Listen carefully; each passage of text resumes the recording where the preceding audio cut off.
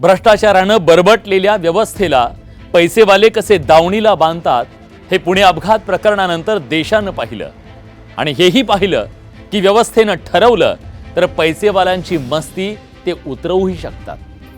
मंडळी, सामान्य घरातले 2 जीव रस्त्यावर तडफडून गेले, पण आपली व्यवस्था जीव घेणाऱ्याला वाचवण्यासाठी धडपडताना दिसली, पैसेवाल्यांच्या तालावर नाचताना दिसली। बड्या बापाच्या पोराचा एक अपराध पचवण्यासाठी आपल्या व्यवस्थेनं 5 गुन्हे केले। या घटनेनं आपल्या भ्रष्ट व्यवस्थेचा एक विद्रूप चेहरा जगासमोर आलाय। पडद्यामागे घडलेला हा सगळा खेळ एखाद्या हिंदी सिनेमातल्या कथानकाला सुद्धा लाजवेल असा आहे। यावरच आहे आपला आजचा बडे मुद्दे। मंडळी नमस्कार, मी विलास बडे, तुम्ही पाहताय बडे मुद्दे। बाबासाहेबांनी देशाचं संविधान लिहिलं, सगळ्यांना समान न्यायाचं तत्व त्यांनी अंगीकारलं, पण कायद्याची अंमलबजावणी करणारी इथली अख्खी व्यवस्था पैसेवाल्यांची कशी बटीक बनली आहे हे पुणे अपघात प्रकरणावरून समोर आलं। नोकरशाही, राजकीय नेते, न्याय व्यवस्था सगळेच चौकशीच्या घेऱ्यात आले। बड्या बापजाद्याचा एक अल्पवयीन पोरगा नशेत झिंगत कोटीच्या गाडीनं सामान्य माणसांना चिरडून गेला।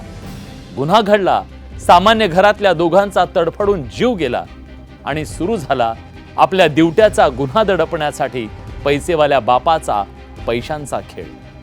गुन्हा गंभीर होता, दोघांचा जीव गेला होता, जीव घेणारा बड्या बापाचा पोरगा होता, व्यवस्थेतल्या भ्रष्ट लोकांना मोठा बकरा सापडला होता। अगदी सुरुवातीपासून व्यवस्था त्या नशेबाज पोरासाठी, त्या दिवट्याला वाचवण्यासाठी कामाला लागली। फील्डवरच्या पोलिसांनी प्राथमिक तपासात दिरंगाई केली, अपघाताची माहिती आणि गांभीर्य वरिष्ठांपर्यंत पोहोचू नये ही खबरदारी घेतली। एक अपराध दडपण्यासाठी व्यवस्थेनं पहिला अपराध केला, पण तपासाचं बिंग फुटलं।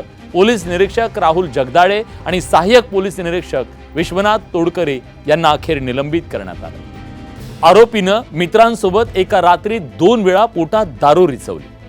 नशेत तो धुंद होता, दोघांना चिरडल्यावर पळण्याच्या बेतात होता, पण जमलेल्या लोकांनी त्याला नशेचा उतारा दिला।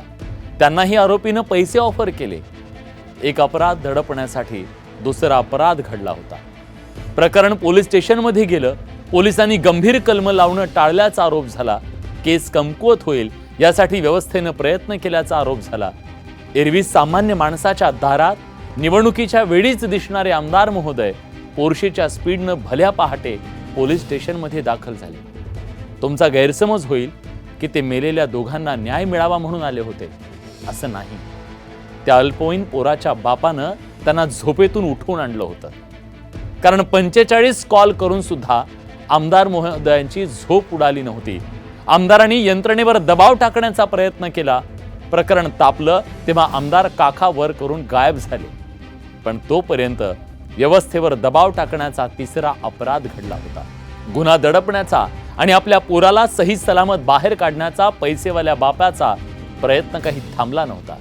त्यांनी त्यासाठी गरीब ड्रायव्हरला बळीचा बकरा बनवायचा डाव आखला। महिन्याला 20-25 हजाराचा पगार कमवणाऱ्या त्या माणसाला कोटीच्या बंगल्याचं आमिष दाखवलं गेलं। विकत घेण्याचा प्रयत्न झाला, फक्त त्यांना गुन्हा अंगावर घ्यायचा होता, जेलमध्ये स्वतः जायचं होतं। मान्य नसेल तर दंडमशाही होती। ड्रायव्हरकडून जबरदस्तीनं तसा जबाब घेतला गेला। जबाब बदलू नये, कुणाला भेटू नये म्हणून त्याला डांबून ठेवलं गेलं। त्याचंही बिंग फुटलं। त्याच गुन्ह्याची बिल्डर बाप आणि आजोबाला आता तुरुंगाची हवा खावी लागणार आहे। आरोपींकडून चौथा अपराध घडला होता। पोराला वाचवण्यासाठी आणखी एकट कारस्थान रचलं गेलं। रक्तात भिनलेली दारू मशीननं इमानतबारी सांगितली असती म्हणून इमान विकणारे डॉक्टर त्यांनी शोधून काढले। त्यासाठी पैसे मोजले, लागेबांधे वापरले गेले। 4 पैशांसाठी इमान विकणाऱ्या डॉक्टरांनी आरोपींचं ब्लड आणि आपलं इमान कचरा पेटीत फेकून दिलं। दारू न प्यायलेल्याचं रक्त मशीनमध्ये टाकलं गेलं। मशीननं आहे तो रिपोर्ट दिला, आरोपी दारू प्यायलाच नव्हता। केस रफादफा करण्याचं आणखी एक कारस्थान तडीस गेलं। भ्रष्ट व्यवस्थेनं काम फत्ते केलं। अशा प्रकारे एक गुन्हा दडपण्यासाठी 5वा अपराध घडला होता। केस बालहक्क न्यायालयाच्या समोर गेली। न्यायालयाने आरोपीला थरकाप उडेल अशी अट घालून काही तासात जामीन दिला, तेही रविवारी। 300 शब्दांचा निबंध लिहिण्याची भयंकर अट घालून आरोपीला सोडून दिलं। आता त्याच बाल हक्क न्याय मंडळाची चौकशी सुरू झाली आहे। आरोप होतोय की रविवार असताना सुद्धा घाईघाईत हा निर्णय का घेण्यात आला। 3 जणांची समिती असते, त्यात 2 स्टेट अपॉइंटेड सदस्य असतात तर 1 ज्युडिशियलचा सदस्य असतो। पण तुम्हाला माहिती आहे, हा निर्णय एका सदस्याने दिला होता, ज्याची नियुक्तीच कुठल्या तरी राजकीय लागीबांध्यानं झाल्याचा आरोप आहे, ज्याचा इतिहास अतिशय वादग्रस्त राहिलाय। त्यामुळे त्यांची चौकशी करण्यासाठी 4 सदस्यांची समिती आता नेमण्यात आली आहे। त्यामुळे न्यायदान करताना व्यवस्थेकडून अपराध घडला का, हे चौकशी नंतर समोर येईल। पण मंडळी, व्यवस्थेचं हे काम नेहमीप्रमाणेच सुरू होतं, पण जनतेचा रेटा आणि माध्यमांचा रट्टा असा काही बसला की एक अपराध पचवायला निघालेल्या व्यवस्थेने केलेले सगळेच अपराध आज जगाच्या समोर आले। भ्रष्ट व्यवस्थेचे विद्रूप चेहरे उघडे पडलेत। पैशांची मस्ती दाखवणारे आज तुरुंगात गेलेत।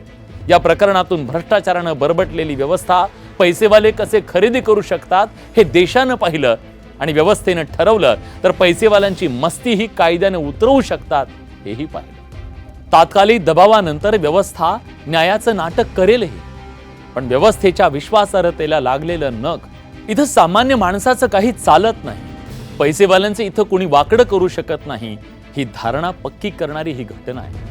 ही धारणा बदलायची असेल तर व्यवस्थेला अंतिम न्यायापर्यंत आपलं इमान टिकवावं लागेल। पुन्हा कुठला तरी साक्षीदार न्यायाच्या प्रतीक्षेत रवींद्र पाटलांसारखा खंगून मरणार नाही याची काळजी घ्यावी लागेल। मंडळी, ही व्यवस्था आजच बरबटली असं नाही, ती खूप वर्षांपासून बरबटली आहे। तिने अनेकांचे बळी घेतलेतही आणि पचवलेत सुद्धा। जाताना तुम्हाला एक फोटो दाखवायचा, जो न्यायाच्या प्रतीक्षेत इथं खंगून मेला।